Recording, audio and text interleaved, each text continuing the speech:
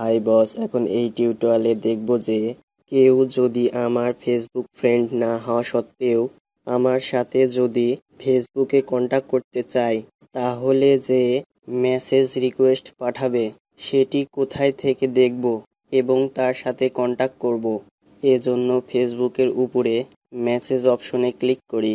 তাহলে conversation list open হবে। এই লিস্টের উপরে মেসেজ রিকোয়েস্ট অপশনে ক্লিক করি। এবার সি ফিল্টার্ড রিকোয়েস্ট এর লিঙ্ক দেখা যাবে।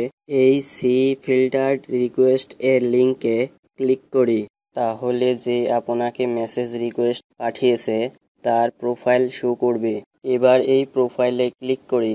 তাহলে এর কনভারসেশনটি ওপেন হলো। তো এই কনভারসেশনের দুটি অপশন রয়েছে, একটি হলো ডিলেট এবং অপরটি হলো অ্যাকসেপ্ট। যদি আপনি মেসেজ রিকোয়েস্ট কৃত ব্যক্তির লগে কন্ট্যাক্ট করতে না চান, তাহলে এই ডিলেট অপশনে ক্লিক করে এই মেসেজ রিকোয়েস্টটি ডিলিট করতে পারেন। আর যদি কন্ট্যাক্ট করতে চান, তাহলে মেসেজ রিকোয়েস্ট অ্যাকসেপ্ট করতে হবে। তো আমি কন্ট্যাক্ট করার জন্য অ্যাকসেপ্ট এ ক্লিক করছি। তাহলে মেসেজ রিকোয়েস্ট কৃত ব্যক্তির লগে আমার কনভারসেশনের কানেক্ট হলো।